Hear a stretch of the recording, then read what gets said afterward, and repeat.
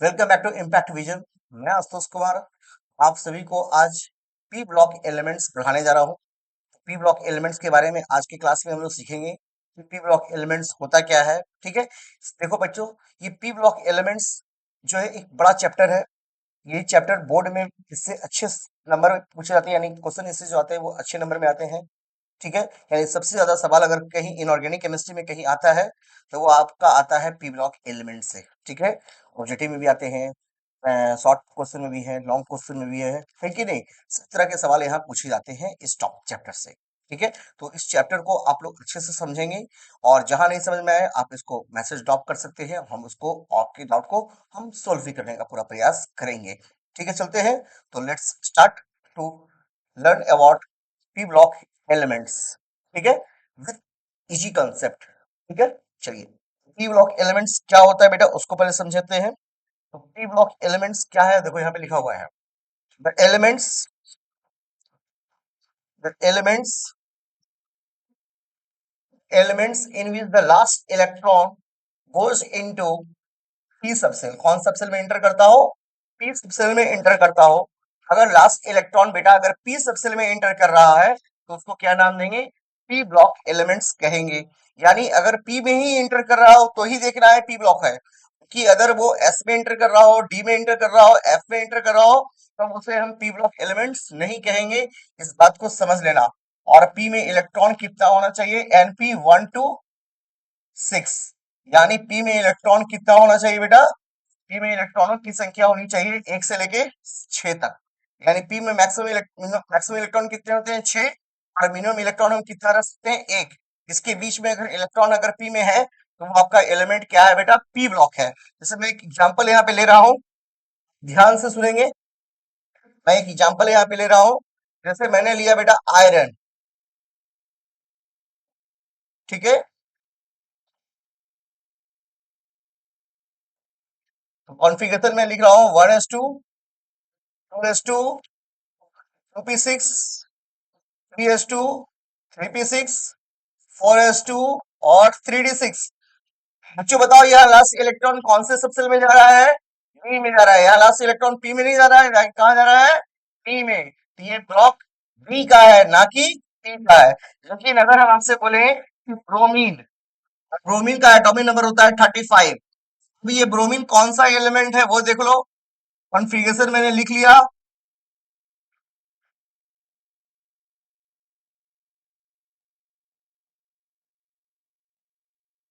ये है 4p5। बताओ ये एलिमेंट कौन से ब्लॉक का हो गया?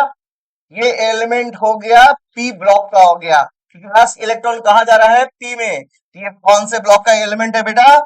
पी ब्लॉक का एलिमेंट है। ये कौन से ब्लॉक का एलिमेंट है? पी ब्लॉक का एलिमेंट है। तो वही चीज को मैंने हिंदी में यहाँ लिखा गया है कि वह तत्व जिसका अंतिम इलेक्ट्रॉन पी कोष में चला जाता है उसे पी ब्लॉक का एलिमेंट कहते हैं। अब सवाल है कि पी ब्लॉक के अंदर कौन कौन से वर्ग आते हैं? उनको यहाँ लिखा हुआ है, पी ब्लॉक के अंदर कौन कौन से वर्ग आते हैं। वर्ग कौन सा है? 13, यानी 13। 13 से लेके कहां तक रहेगा? 18 तक। आपके मन में एक सवाल आ रहा होगा कि सर हम वर्ग कैसे पता करेंगे? तो देखो, वर्ग पता करने के नियम हमने बता रखे हैं आप लोगों को। यानी ग्रुप पता करना हो तो मैंने लास्ट क्लास बताया था आपको कि कुछ नहीं करना बेटा, 12 जोड़ देना और पी में इलेक्ट्रॉन लिख देना। पी में इलेक्ट्रॉन क्या देखना? पी में इलेक्ट्रॉन है कितना? एक है तो 13 हो जाएगा, दो रहेगा तो 14 हो जाएगा, तीन रहेगा तो 15 होगा, चार रहेगा तो 16 होगा, पांच रहेगा तो 17 होगा, छह रहेगा तो 18 होगा। तो इस तरह से पी में इलेक्ट्रॉन की संख्या देखेंगे और उसमें 12 जोड़ देना है तो आपको मिलेगा ग्रुप, यानी वर्ग मिल जाएगा। तो ये देखकर आप लोग पता कर सकते हैं ना। ये देखकर आप पता कर देंगे।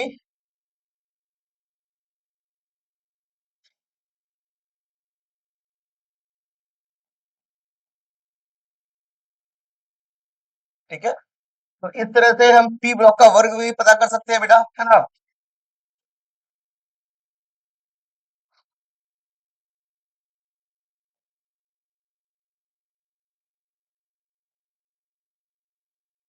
तो जरूर इस तरह से आगे बढ़ते हैं नेक्स्ट।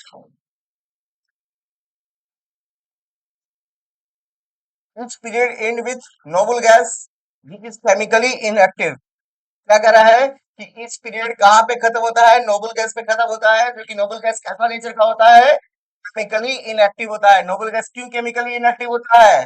नोबल गैस इसलिए केमिकली इनएक्टिव होता है क्योंकि इसका कॉन्फ़िगरेशन कैसा होता है बेटा? स्टेबल कॉन्फ़िगरेशन होता है, स्थायी इलेक्ट्रॉनिक विन्यास होता है, क्योंकि इसका कॉन्फ़िगरेशन होता है s में 2 और p में 6। अगर s में 2 और p में 6 हो तो उसे कौन सा एलिमेंट कहेंगे? नोबल गैस कहेंगे। s में 2 और p में 6 हो तो उसे कौन सा एलिमेंट कहेंगे? नोबल गैस कहेंगे। और नोबल गैस क्या होते हैं? केमिकली इनएक्टिव होते हैं। चलो आगे देखना है इधर अच्छे से। क्या कर रहा है कि इसमें सभी तरह के एलिमेंट्स होते हैं, metal, non metal, metalloid and amphoteric metals. अब इस पे थोड़ा सा डिस्कशन करेंगे। मैं एक पी ब्लॉक का ग्रुप के हिसाब से सारे एलिमेंट मैं लिखने जा रहा हूँ, देखना से। Group 13 boron, aluminium, gallium, indium, thallium. Group 14 carbon, silicon, germanium, tin, lead. Group 15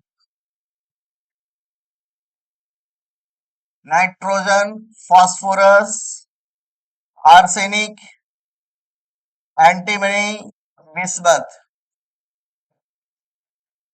group 16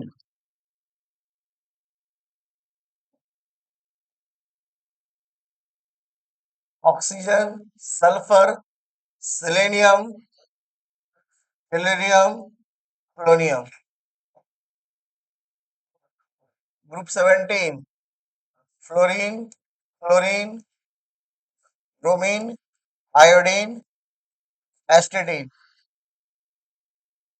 group 18 helium, neon, argon, krypton, जेनल और रेडॉन। अब मैं सबका क्या लिख रहा हूं? General configuration. जैसे इसका जनरल कॉन्फ़िगरेशन होगा NS2 NP1। क्या होगा? NS2 NP2। यहाँ पे होगा NS2 NP3,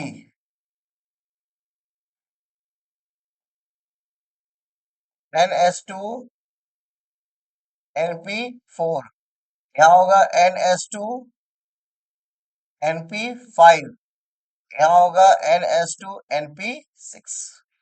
ठीक है, तो इस तरह से सभी एलिमेंट का मैंने कॉन्फ़िगरेशन भी लिख दिया आपको। अब यहाँ पे मैं आपको मेटालॉइड लिख रहा हूँ। मेटालॉइड कौन कौन मेटालॉइड है सर?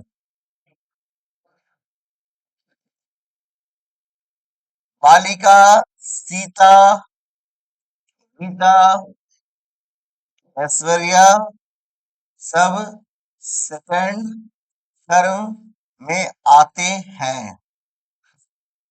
ठीक है, 1 2 3 4 5 6 7 8, टोटल 8 क्या है बेटा? मेटालॉइड है। कौन कौन मेटालॉइड है? Boron, silicon, germanium, arsenic, antimony, selenium, tellurium, एस्टेटिन। ये 8 क्या है बेटा? मेटालॉइड है। अब की पॉइंट ध्यान में रखना कि मेटालॉइड अगर आपको पता हो, अगर मेटालॉइड पता हो, अगर आपको मेटालॉइड मालूम है तो मेटालॉइड के ऊपर क्या होंगे? मेटल। और मेटालॉइड के नीचे क्या होगा? सॉरी, मेटालॉइड के ऊपर होंगे नॉन मेटल। मेटालॉइड के ऊपर होंगे नॉन मेटल और नीचे क्या होंगे? मेटल। मेटालॉइड के नीचे क्या होगा? मेटल और ऊपर क्या होंगे? Non metal. तो इस चीज को ध्यान में रखना बेटा। अब यहाँ से देखो, तुम बता सकते हो ना हमको, तुम हमको क्या है बता सकते हो? कहते हैं देखो, बोर हम रेड से कर रहे हैं, बोरोन क्या है बेटा? मेटालॉइड। तो बाकी ये क्या हो गए? मेटल। सिलिकॉन और जर्मेनियम कहाँ है? यहाँ। ये दोनों है मेटोलाइट, तो ये क्या हो गया? Non metal. तो बाकी क्या हो गए? मेटल। फिर आइए आर्सेनिक। आर्सेनिक और एंटीमनी क्या है? मेटोलाइट। ये दोनों क्या हो गए? Non metal. और ये क्या हो गए? मेटल। फिर आइए सेलेनियम और टेलोनियम क्या है? मेटोलाइट। ये दोनों हो गए नॉन मेटल। और ये क्या हो गया बेटा? मेटल। ये क्या है? मेटोलाइट। तो ये चारों क्या हो गए? Non metal. आया समझ में? तो नॉन मेटल हम पता कर सकते हैं कौन एलिमेंट हमारा नॉन मेटल है। मेटोलाइट के क्या लिखा है बेटा? देखो फिर से देख लो। क्या लिखे बेटा? मेटोलाइट के ऊपर क्या रहेंगे? Non metal. और जैसे जैसे नीचे आएंगे तो क्या मिलेगा? मेटल। ये तो कोई दिक्कत नहीं है कि मेटल कौन है नॉन मेटल कौन है पता कर सकते हैं पी ब्लॉक के अंदर ना। हमारे एम्फोटेरिक मेटल्स कौन है? तो एम्फोटेरिक मेटल्स के साथ साथ हम आपको जब एम्फोटेरिक ऑक्साइड बताएंगे तो आपको आराम से एम्फोटेरिक मेटल्स भी पता चल जाएंगे। ठीक है सर। चलिए। There are 10 gaseous elements belongs to the p block elements. These are helium, neon, argon, krypton, xenon, radon, oxygen, fluorine, chlorine, oxygen and nitrogen. Gallium और ब्रोमीन कैसा एलिमेंट है बेटा? लिक्विड एलिमेंट है। और जिसमें का हर लिक्विड एलिमेंट ये non metal में याद रखना कौन नॉन मेटल है? ब्रोमीन क्या है हमारा? नॉन मेटल है। Helium is not belong to p block elements but belong to group 18। Helium आपका पी ब्लॉक का एलिमेंट नहीं है बल्कि इसे कहाँ रखा गया है? ग्रुप 18 में रखा गया है। ठीक है, तो इसे ध्यान रखना। आपसे पूछेगा कौन सा पी ब्लॉक का एलिमेंट जो है वो लिक्विड है और वो नॉन मेटल में एग्जिस्ट करता है, यानी अधातु एलिमेंट है। ऐसा कोई अधातु बताइए जो कि द्रव अवस्था में एग्जिस्ट करता हो, तो आंसर क्या देंगे? Bromine. Next, the elements of the last period is क्या लिखा हुआ है? अनस्टेबल है, रेडियो एक्टिव है और मैनमेड एलिमेंट्स है। कौन कौन है? नाम लिख लीजिए। निहोनियम, मॉस्कोवियम, फ्लोरोवियम, टेरेसिन, ऑर्गेनेसॉन। ये सभी क्या है? मैनमेड एलिमेंट है। अनस्टेबल है। मैनमेड समझते हैं ना, जो ह्यूमन के द्वारा बनाया गया, यानी ह्यूमन बींग्स के द्वारा बनाया गया एलिमेंट को हम लोग क्या बोलते हैं? मैनमेड। और रेडियो एक्टिव एलिमेंट है और साथ ही साथ क्या है? अनस्टेबल है। ये लिखा हुआ है जनरल इलेक्ट्रॉनिक कॉन्फ़िगरेशन, जो मैंने अभी आपको लिखा है।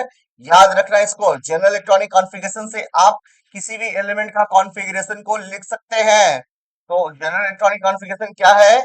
NS2 है। क्या है? NS2। और NP126 है। NP क्या है? 126 है। NS2 NP126। Oxidation in P block elements. P block का ऑक्सीडेशन नंबर क्या लिखा हुआ है वो देखो थोड़ा। क्या लिखा हुआ है? Maximum oxidation number. Maximum oxidation number किसको सम करना है? एस और पी इलेक्ट्रॉन्स को। और जबकि मिनिमम क्या देखेंगे? Valence electron -8। सपोज करो कोई एलिमेंट हम पी ब्लॉक का उठा रहे हैं, उसका मैक्सिमम और मिनिमम आपको पता करना हो तो कैसे करेंगे? देखो इधर, जैसे मैंने लिया फास्फोरस, इसका एटॉमिक नंबर है 15। ठीक है, 1s2, 2s2, 2p6, 3s2, 3p3। बताओ यहाँ पे वैलेंस इलेक्ट्रॉन कितना होगा? बोलो वैलेंस इलेक्ट्रॉन कितना होगा? बोलो वैलेंस इलेक्ट्रॉन होना चाहिए कितना? 5। तो एस में कितने इलेक्ट्रॉन बेटा? 2। और पी में कितने हैं? 3। तो वैलेंस इलेक्ट्रॉन हो गए 5। इसी वैलेंस इलेक्ट्रॉन को यहाँ पे एन से इंडिकेट करने के लिए कहा गया है, यानी एन इक्वल टू क्या हो गया हमारा? एन इक्वल टू क्या हो गया बेटा? Maximum oxidation number. इसी को शॉर्ट में लिख सकते हैं प्लस एन कर देना। तो मैक्सिमम ऑक्सीडेशन नंबर क्या आएगा? बोलो मैक्सिमम ऑक्सीडेशन नंबर आएगा। अगर आपसे यहाँ पे पूछेगा मैक्सिमम ऑक्सीडेशन नंबर क्या बोलेंगे? +5। क्या बोलेंगे? +5। और मिनिमम ऑक्सीडेशन नंबर कैसे पता करेंगे? मिनिमम ऑक्सीडेशन नंबर कैसे पता करेंगे बेटा? बोलो मिनिमम ऑक्सीडेशन नंबर पता करेंगे N-8। एन कितना दिया हुआ है? +5 -8 कितना आएगा? हेलो बेटा बोलो -3। तो फास्फोरस का मैक्सिमम और मिनिमम ऑक्सीडेशन नंबर पता कर लिए कि नहीं किए? तो फास्फोरस की वैलेंस इलेक्ट्रॉन के हेल्प से हम मैक्सिमम और मिनिमम दोनों ऑक्सीडेशन नंबर पता कर सकते हैं। और भी कोई एलिमेंट मैं ले रहा हूं, उसको भी देख लो। जैसे मैंने लिया क्लोरीन, मैं सल्फर को लेता हूं, तो सल्फर कॉन्फ़िगरेशन लिखो 1s2, 2s2, 2p6, 3s2, 3p4। अब यहाँ देखो वैलेंस इलेक्ट्रॉन कितना है बेटा, बोलो 6। ये वैलेंस इलेक्ट्रॉन को हमने क्या माना था, n। और हमने मैक्सिमम के लिए क्या फॉर्मूला लिखा था, मैक्सिमम ऑक्सीडेशन नंबर का फॉर्मूला था प्लस एन। यानी प्लस एन का मतलब हो गया +6।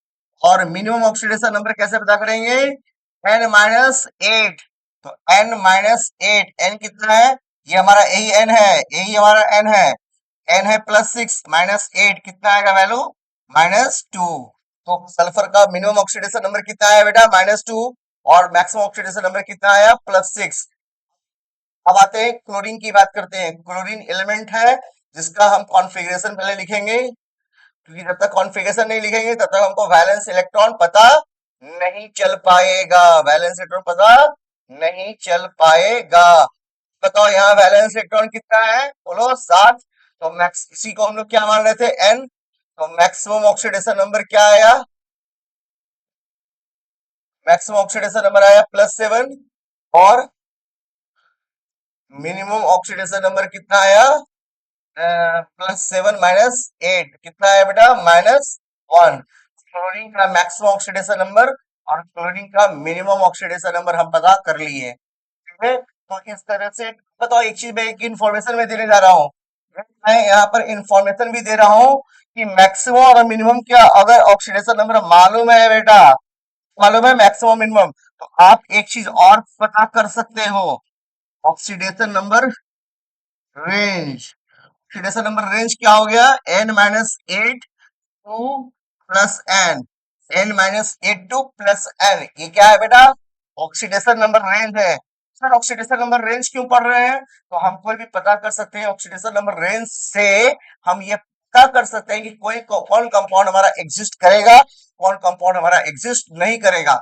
यानी अगर हम आपसे ये बोल के चले, हम आपसे ये बोले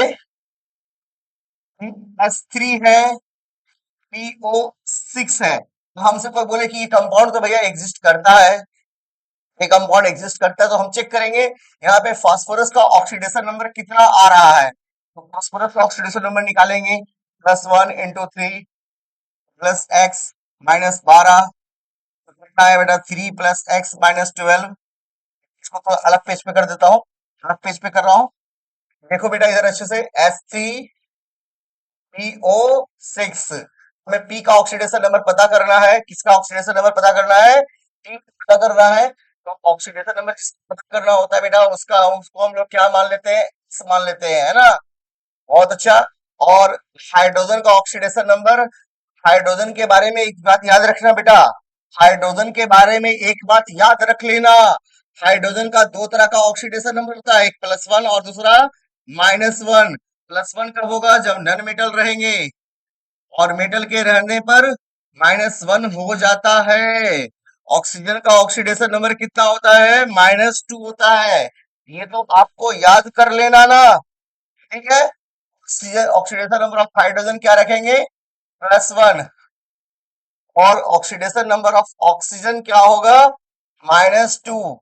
अब यहाँ पे 3 आया, +x आया, -12 आया, x, और 12 में से 3 गया, 9। बताओ तो x का वैल्यू कितना आ गया यहाँ पर, बोलो 9 आया। और अभी तो तुम तो फास्फोरस का, अभी तो तुम फास्फोरस का क्या ला रहे थे, फास्फोरस का, 1 मिनट पीछे जाते हैं।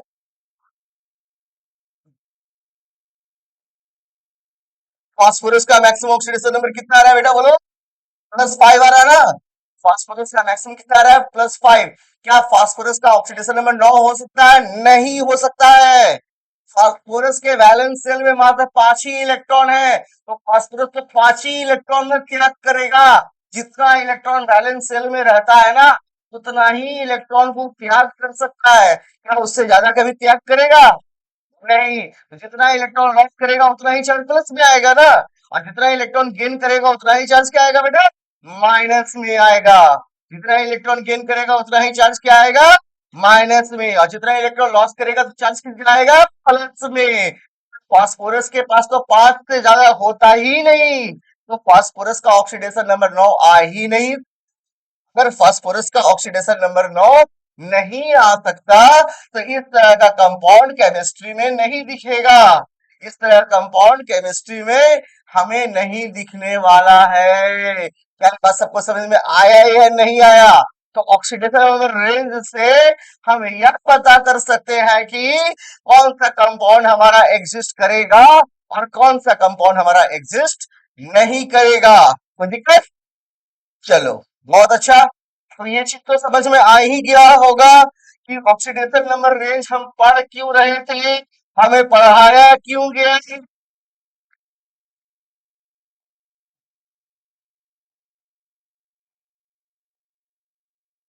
तो यहाँ देखो, ये तो वही बात हो गई जो मैंने अभी आपसे कहा।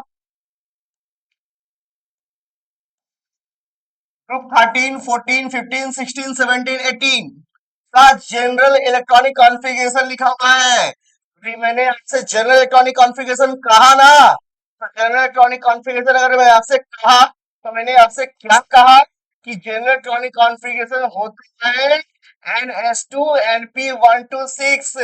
तो NS2 NP126 होगा तो ग्रुप 13 में कितना इलेक्ट्रॉन होगा पी में?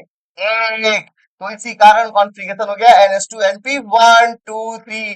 अब है कि इसका ग्रुप ऑक्सीडेशन नंबर या फिर कहो तो मैक्सिमम ऑक्सीडेशन नंबर, कहो तो मैक्सिमम। अभी हमने आपसे कहा ना कि तीन अगर बाहर में इलेक्ट्रॉन है तो +3, चार है तो +4, पांच है तो +5, छह है तो +6। कौन नहीं होगा? कौन नहीं होगा? ऑक्सीजन नहीं होगा। ऑक्सीजन कभी +6 इलेक्ट्रॉन शो नहीं कर सकता है। फ्लोरीन कभी +7 इलेक्ट्रॉन नहीं शो कर सकता है। ठीक है। और यहाँ भी +8 कौन शो करेगा? इकलौता एलिमेंट है जिसका नाम है जेनॉन। जेनॉन ही एक ऐसा इकलौता एलिमेंट है नोबल गैस में जो +8 ऑक्सीडेशन नंबर शो करेगा। चलो, ये आपको याद कर लेना। ये ऑक्सीडेशन नंबर पता करने का तरीका है कि ऑक्सीडेशन नंबर क्या होगा। ग्रुप 1 का ऑक्सीडेशन नंबर क्या होगा? +1। ग्रुप 2 का +2। हाइड्रोजन का +1। ऑक्सीजन का -2। कहाँ -1 होगा? पर ऑक्साइड में। ठीक है, ये सब चीज देख लेना अच्छे से। क्लोरीन का -1। और टोटल कंपाउंड्स का ऑक्सीडेशन नंबर किसके बराबर होगा? 0 के बराबर होगा। कि चार्ज होगा वो किसके बराबर होगा? चार्ज के बराबर होगा। ये तो याद करना है आपको। ऑक्सीडेशन नंबर कह रहा है कि होता क्या है, पढ़ो। All bonds are broken in such a way that shared pair of electrons go with more electronegative atoms. The residual charges which would appear on each atom is called oxidation number. जो charge आते हैं, residual charge जो उस पे appear होते हैं, उसी को हम लोग क्या नाम देते हैं? ऑक्सीडेशन नंबर कहते हैं। जैसे ऐसे समझ लो, जैसे HCl है, यहाँ पर HCl के बीच एक बॉन्ड बना। कौन सा बॉन्ड बना बेटा, बोलो? सिंगल कोवैलेंट बॉन्ड बना। ये शेयरिंग हुई तो इलेक्ट्रॉनों को हमने सेंटर पे रखा, शेयर्ड इलेक्ट्रॉन को। अब हम जानते हैं कि क्लोरीन का इलेक्ट्रोनेगेटिविटी ज्यादा है। वो ऑक्सीजन इस इलेक्ट्रॉन को अपनी ओर क्या करेगा? ये खींचेगा। जैसे ही इस इलेक्ट्रॉन को अपनी ओर खींचेगा तो क्लोरीन की तरफ इलेक्ट्रॉन डेंसिटी बढ़ेगा। तो इलेक्ट्रॉन डेंसिटी बढ़ेगा तो इस पे चार्ज आएगा पार्शियल नेगेटिव और इस पे चार्ज आएगा पार्शियल पॉजिटिव। यही उसका ऑक्सीडेशन नंबर हो गया। यही उसका ऑक्सीडेशन नंबर हो गया। हम बोलेंगे क्लोरीन का ऑक्सीडेशन नंबर क्या है? -1 है। हाइड्रोजन का ऑक्सीडेशन नंबर क्या है? +1 है। तो ऑक्सीडेशन नंबर चार्ज को बोलते हैं। और उस चार्ज में क्या लिखा हुआ है? With more electronegative atoms. तो हिंदी में भी पढ़ लो और अच्छा समझ में आ जाना चाहिए। जब सभी बंधन इस प्रकार टूट जाते हैं कि साझा इलेक्ट्रॉन युग्म अधिक विद्युत ऋणात्मक परमाणुओं के पास चले जाते हैं, तो एक परमाणु पे जो अपशिष्ट आवेश दिखाई देता है, वही आवेश को हम लोग क्या बोलते हैं? ऑक्सीडेशन नंबर, हिंदी में ऑक्सीकरण संख्या कहते हैं। ठीक है। अब यही बात तो आपसे हम करने जा रहे हैं कि हम जो अभी ऑक्सीडेशन नंबर पढ़े, इसे बोर्ड की परीक्षा में क्या कुछ काम आने वाला है। तो बोर्ड की परीक्षा में काम पहला तो आएगा, तुमको ऑक्सीडेशन नंबर पता करने के लिए देगा। तुमको तो सबसे पहला यही से वो सवाल बन जाएगा कि कोई भी कंपाउंड देखा उसमें उसका ऑक्सीडेशन नंबर बताओ। एक तो तुम्हारा यही सवाल बन गया। दूसरा सवाल क्या बना? जो मैंने आपको ऑक्सीडेशन नंबर रेंज बताया था, उस ऑक्सीडेशन नंबर रेंज से भी सवाल बनता है। क्या बनता है? अगर कोई element maximum oxidation number show करेगा तो उसका बिहेवियर कैसा होगा? बोलो। Oxidising agent. मिनिमम शो करेगा तो कैसा होगा? रेडियोसिंग एजेंट। इंटरमीडिएट शो करेगा तो वो होगा डिस्प्रोपोर्शनेशन रिएक्शन होगा। ठीक है। और एक बात और ध्यान रखो कि कुछ ऐसे एलिमेंट है जैसे सल्फर अगर +4 में हो, सल्फर अगर +4 में हो, है ना, क्लोरीन अगर +3 में हो या +5 में हो, है ना, तो ये आपको कैसा बिहेव शो करेंगे? बोलो। ये ऑक्सीडाइजिंग एजेंट भी शो करेंगे, ये ऑक्सीडाइजिंग एजेंट भी होंगे as well as reducing agent भी होंगे। ये ऑक्सीडाइजिंग एजेंट भी होंगे और as well as reducing agent भी होंगे। अगर सल्फर +4 में हो और क्लोरीन +3 और +5 में हो तो ऑक्सीडाइजिंग एजेंट के साथ साथ क्या होंगे? रिड्यूसिंग एजेंट भी होंगे। क्या कोई दिक्कत है? तो मैक्सिमम ऑक्सीडेशन नंबर, अब बोलो कि इस पे सर सवाल कुछ दीजिए ना, तो लो सवाल हमसे। H3PO4, H3PO4 हमको तुम बना के दिखाओ। H3PO4 का नेचर कैसा है? ऑक्सीडाइजिंग एजेंट है कि रिड्यूसिंग एजेंट है कि दोनों है? हम यहाँ पे क्या करेंगे? हम यहाँ पर ऑक्सीडेशन नंबर का पता करेंगे। ऑक्सीडेशन नंबर पता करने के लिए हमने आपको रूल भी सिखा दिया। हाइड्रोजन अगर मेटल के साथ हो तो -1 और नॉन मेटल के साथ हो तो +1। और ऑक्सीजन का ऑक्सीडेशन नंबर कितना होता है? -2 होता है। इसका पता करना हो उसको एक्स मान लो। तो फास्फोरस को एक्स माना गया। हाइड्रोजन का ऑक्सीडेशन नंबर +1 होगा और ऑक्सीजन का ऑक्सीडेशन नंबर -2 होगा। अब यहाँ पर देखो बच्चों कि हाइड्रोजन के वो है +1 × 3, फास्फोरस के वो है एगो, ऑक्सीजन के वो है 4 गो। प्रत्येक ऑक्सीजन का चार्ज हमने लिख दिया। +1 × 3 +3 हुआ, x × 1 x हुआ, -2 × 4 -8 हुआ। इस तरह से इस x का वैल्यू कितना आया? +5 आया। देखो इधर, देखो ना, देखो इधर अच्छे से, गौर से देखो, अच्छे से देखो, ध्यान दे के देखो। हाँ, देखो यहाँ पे फास्फोरस का मैक्सिमम कितने के हैं? +5। तुमने अभी तो फास्फोरस का कितना लिखा? फास्फोरस का कितना आया बेटा? +5। यानी ये ऑक्सीडेशन नंबर क्या है? ये तो मैक्सिमम ऑक्सीडेशन नंबर है ना। ये तो क्या है? मैक्सिमम ऑक्सीडेशन नंबर है ना। अरे ये मैक्सिमम ऑक्सीडेशन नंबर नहीं है।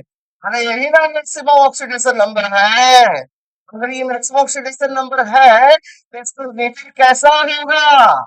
इसका नेचर होगा ऑक्सीडाइजिंग एजेंट की तरह होगा। इसका नेचर कैसा होगा?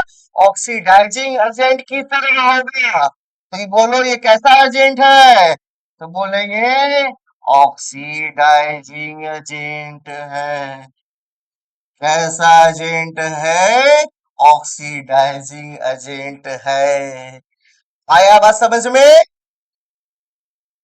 बच्चों ये चीज को आप लोग ध्यान से समझेंगे कि कोई भी कंपाउंड दिया रहेगा उसका ऑक्सीडेशन नंबर के मदद से उसका चार्ज आसानी से कैलकुलेट कर सकते हैं।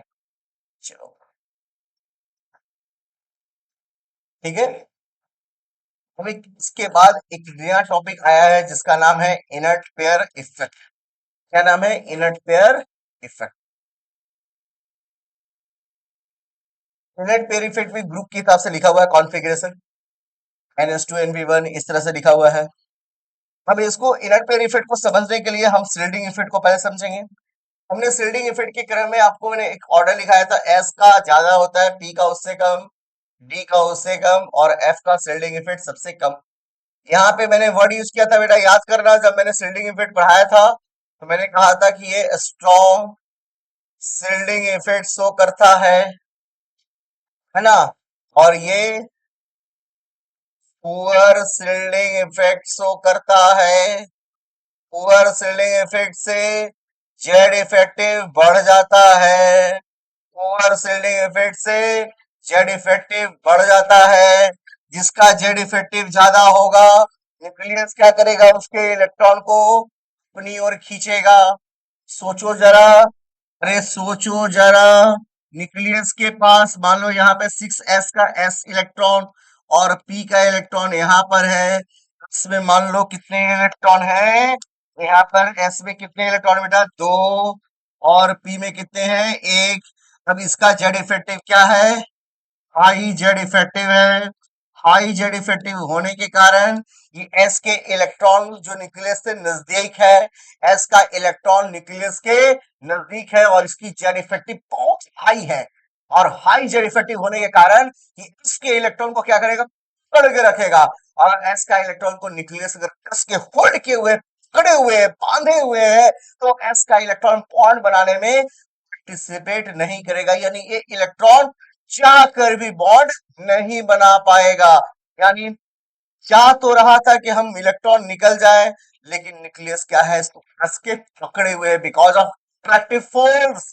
बिकॉज ऑफ अट्रैक्टिव फोर्स उसको कस के पकड़े हुए हैं, क्योंकि वहां पर जेड इफेक्टिव जबरदस्त है। और जेड इफेक्टिव जितना जबरदस्त होगा, इलेक्ट्रॉन को कस के पकड़े रहेगा, कस के बांधे रहेगा। इसी कारण वह इलेक्ट्रॉन, क्योंकि इलेक्ट्रॉन का रिमूवल ही, इलेक्ट्रॉन ही बॉन्ड फॉर्मेशन में पार्टिसिपेट करता है, उसमें भी वैलेंस इलेक्ट्रॉन ही बॉन्ड फॉर्मेशन में पार्टिसिपेट करता है। और यहाँ तो वैलेंस इलेक्ट्रॉन तीन तीन तीन तीन तीन, सब में कितना है? तीन तीन तीन तीन तीन। अब तीन में से एक इलेक्ट्रॉन ही बॉन्ड फॉर्मेशन में पार्टिसिपेट करे कि कौन करेगा? किसका एक इलेक्ट्रॉन करेगा? जिसका शिल्डिंग इफेक्ट सबसे पुअर होगा। जिसका शिल्डिंग इफेक्ट पुअर होगा, किसका पुअर होगा? जिसका लास्ट इलेक्ट्रॉन डी और एफ में जाएगा। देखो कहीं तुमको एफ में कहीं कोई एलिमेंट जिसका कॉन्फ़िगरेशन में एफ आ रहा है, वो है हमारा थैलियम। क्या नाम है? थैलियम, जिसका इलेक्ट्रॉन एफ पे एंटर कर रहा है। इसका शिल्डिंग इफेक्ट पुअर है, इसी कारण यहाँ पर थैलियम में लोअर ऑक्सीडेशन नंबर ज्यादा स्टेबल है। इसकी तुलना में, हायर ऑक्सीडेशन नंबर की तुलना में।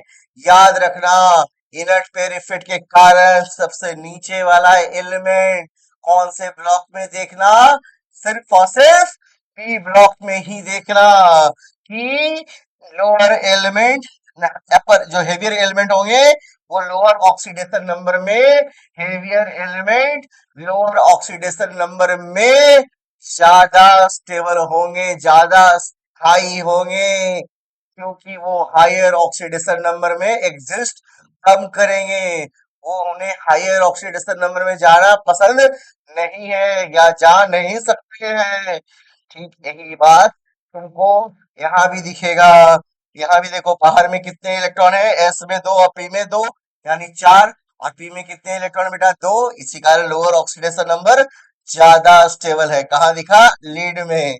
यही बात तुमको आगे भी दिखेगा, कहाँ? बिस्मथ में भी यही बात तुमको दिखेगा। तो इस तरह से इनर्ट पेयर इफेक्ट तुमको इधर दिखेगा, ग्रुप 13 14 15 में। ठीक है, चलो। क्या लिखा हुआ है आगे लैंग्वेज पढ़ो। This effect is caused due to inertness of outermost outermost ns electrons of heavier electron, outermost ns electrons of heavier elements। कहाँ हमें इनट पे रिफ्लेक्ट देखने को मिलेगा? हेवियर एलिमेंट के ns इलेक्ट्रॉन में। जैसे जैसे हम ग्रुप में जाएंगे, कौन कौन से ग्रुप में? 13, 14 और 15। वहां पे f इलेक्ट्रॉन जो कि इनर सेल में रहता है, कहाँ रहता है? इनर सेल में लगता है। उसका शिल्डिंग इफेक्ट कैसा होता है? पुअर होता है, जिसके कारण जेड इफेक्टिव क्या होगा?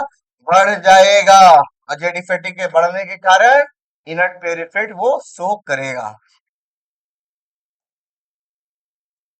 As a result n s two electron pair n s two electron pair becomes more tightly. वही सब बात अभी हम आपको बोले थे कि एस का इलेक्ट्रॉन न्यूक्लियस से काफी ज्यादा बंधे हुए रहेगा, जिसके कारण वो बॉन्ड फॉर्मेशन में पार्टिसिपेट नहीं करेगा।